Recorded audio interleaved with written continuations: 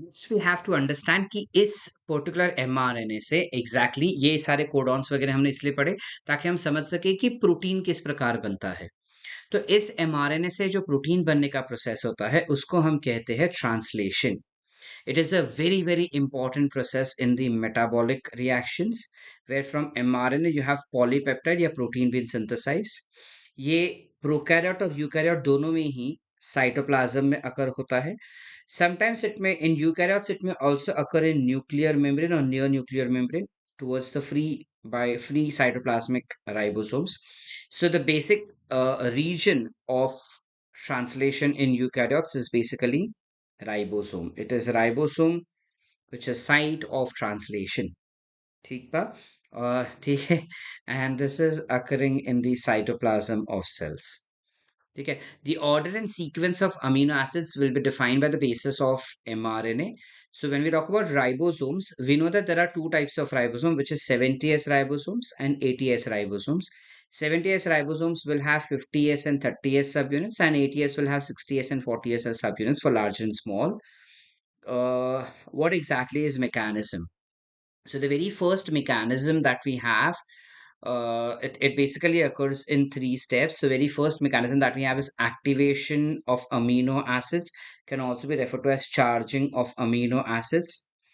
So when we talk about first step, which is activation of amino acids, इसमें क्या होता है? You have an enzyme which is called as amino acyl synthetase. You have an enzyme which is called as amino acyl synthetase. This enzyme, which is amino acyl synthetase enzyme, has the capability of doing multiple things. Amino acyl synthetase enzyme has the capability of doing multiple things. पहले वो क्या कर लेता है? Amino acid को ATP के साथ bind कर लेता है. फिर इस अमीनो एसिड को टीआरएनए के ऊपर बाइंड करवाता है by breaking down this ATP into ADP and giving the energy for binding of amino acid to tRNA. This entire process is called as charging of tRNA, activation of amino acid, या फिर amino acylation of tRNA. ठीक है. So now we have a tRNA formed along with amino acid. So let's say you have a first tRNA formed, and this tRNA, which is first tRNA, obviously will have methionine loaded on tRNA because the start codon is methionine. अब ये आगे के steps में क्या होगा? You have initiation which will be done. Initiation में you have okay happens over here. What exactly happens over here? So you will have very firstly initiation that will occur. Initiation में क्या होता है? तो you have a larger subunit of ribosome and smaller subunit of ribosome. तो जो छोटा subunit ribosome का होता है वो एमआरएनए को पकड़ के बैठा होता है कुछ इस प्रकार से. जो लार्जर सब यूनिट होता है उसके पास तीन साइट होते हैं. You have E site, P site and A site, where in basically the E site is identified to be as exit site. ये एक इमेजिनरी साइट है बेटा. ठीक है, मतलब होता नहीं है, ये खाली हम हमारे समझ के लिए बना रहे हैं. You have P site which is peptidyl site जहाँ पे पेप्टाइड बॉन्ड बनाया जाता है. And you have A site which is acyl site जहाँ पे असाइलेटेड टीआरएनए आके ऐड होंगे. तो जनरली जो भी असाइलेटेड टीआरएनए होते हैं वो हमेशा ए साइट पर ही आते हैं. It is only and only first tRNA which is an exception जो सेकेंड साइट पे यानी पी साइट पे आके बैठ जाता है which is having methionine present on it. ठीक है. सिर्फ फर्स्ट वाला टीआरएनए पेप्टिडल साइट पे आएगा लेकिन बाकी के सारे जो टीआरएनए रहेंगे which is let's say this is the second tRNA, will always come and bind to acyl site. Along with this, you can have ATP or GTP, plus you will have initiation factors. This together forms something called as initiation complex. अब एक बार initiation हो गया उसके बाद क्या? तो let's try to understand. अब यहाँ पे क्या हो जाता है ध्यान से देखो. ठीक है. जो ये हमारे 3 साइट्स हो गए यहाँ पे चलो, यहाँ पे हमारे पास 3 साइट हो गए। You have let's say acyl site, peptidyl site and you've got something called as exit site. तो सबसे पहले you will have one particular first tRNA which will come and bind over here, second tRNA will come and bind over here. ठीक है?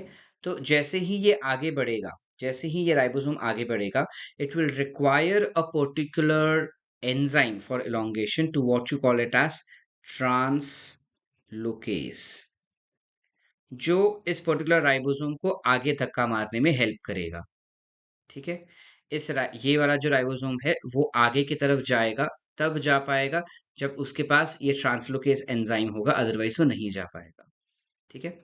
इसके अलावा इसके अलावा when we go slightly more ahead, ठीक है? तो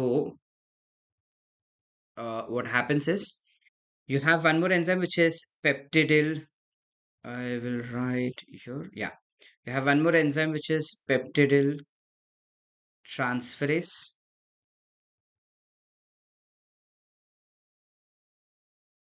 This enzyme is responsible for formation of peptide bond, and this is nothing but a ribozyme beta, which is nothing but 23SR RNA that does this work. ठीक है?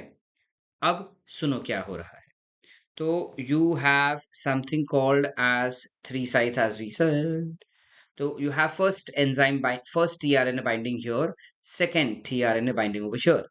तो जैसे ही ये आगे जाता है, ये ट्रांसलोकेट होगा, तो पहले तो फर्स्ट और सेकंड के बीच में you will have a peptide bond form. First amino acid और सेकंड अमीनो एसिड के बीच में पेप्टाइड बॉन्ड बनेगा। पेप्टाइड बॉन्ड बनते ही ये राइबोसोम आगे की तरफ शिफ्ट हो जाएगा, फर्स्ट टीआरएनए निकल जाएगा और सेकंड वाला ऐड हो जाएगा। अब इसके पास फर्स्ट और सेकंड अमीनो एसिड था, इसके पास थर्ड अमीनो एसिड था, तो ये दोनों के बीच में पेप्टाइड बॉन्ड बनेगा। ये वापस से आगे जाएगा, फर्स्ट वाला निकल जाएगा और नया वाला आ जाएगा। अब इसके पास 1 2 3 अमीनो एसिड है, इसके पास फोर्थ अमीनो एसिड है। You will have binding that will take place, और जैसे ही बाइंडिंग हो जाएगा ये वापस आगे जाएगा and this will go ahead and you will have fifth amino. Are we getting it? इस प्रकार से इलोंगेट होते जाएगा। This is elongation. अब ये आगे होते जा रहा है, होते जा रहा है, होते जा रहा है, होते जा रहा है, होते जा रहा है, होते जा रहा है। There will come a point where termination sequence will start. जैसे ही टर्मिनेशन सीक्वेंस आएगा तो यहाँ पे हमारे पास एक टीआरएनए है जिसके पास एक लंबा सा चेन है अमीनो एसिड का। ठीक है? अब यहाँ पर एक नया अ, इस लोकेशन पे एक नया टीआरएनए आना चाहिए, बट प्रॉब्लम इसके स्टॉप कोडॉन है नीचे। स्टॉप कोडॉन के लिए कोई भी टीआरएनए तो होता नहीं। तो इन दैट केस क्या होगा, यहाँ पर आ जाता है एक stop molecule which is restriction factor या स्टॉप फैक्टर। ठीक है? स्टॉप फैक्टर आ गया। अब स्टॉप फैक्टर के पास अमीनो एसिड तो है नहीं, तो कोई पेप्टाइड बॉन्ड बनेगा नहीं, लेकिन राइबोसोम्स तो आगे जा रहा है। तो ये टीआरएनए जो है वो पूरे चेन को छोड़ के आगे चला जाता है और तीनों लोकेशन पे you will have a stop factor coming up. Ribosome जैसे ही आगे आगे जाते जाएगा, इट विल रियलाइज कि उसके पीछे कुछ भी नहीं है, no tRNA, so that tRNA is free, peptide is free, and ribosome when it goes ahead it realises कि उसके पीछे तो कुछ है नहीं, तो ये भी खुल जाता है। तो एमआरएनए इज आल्सो फ्री।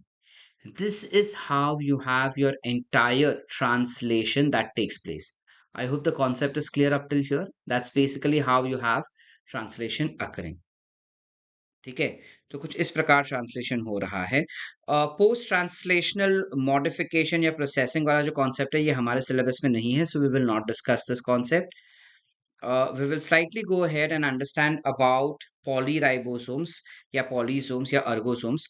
पॉलीराइबोसोम्स या अर्गोसोम्स जो है ये क्या है बेसिकली बेटा?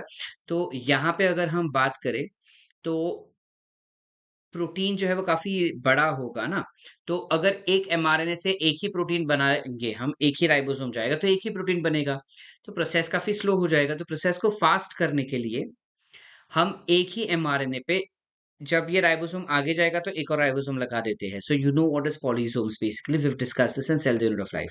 सो polysomes are there and then you have two regions present. If this is the DNA या mRNA, that mRNA will now have 5 prime end पे promoter and terminator at 3 prime end. So 5 prime end is not being synthesized. 5 prime end will not be synthesized, will not be responsible for synthesis of any protein.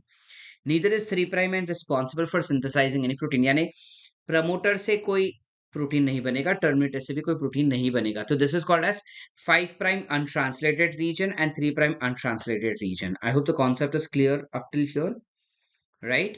So that's how basically gene expression takes place. That is from DNA to RNA, RNA to protein is been synthesized.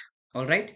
कुछ-कुछ organisms में specifically prokaryotes में ये जो process of expression है वो कुछ अलग प्रकार से भी होता है क्योंकि उनमें पॉलीसिस्टोनिक जीन है तो उनमें कुछ अलग प्रकार से एक्सप्रेशन होता है। क्या होता है वो? That is what we have to understand in the next topic which is लैक्टोपेरॉन।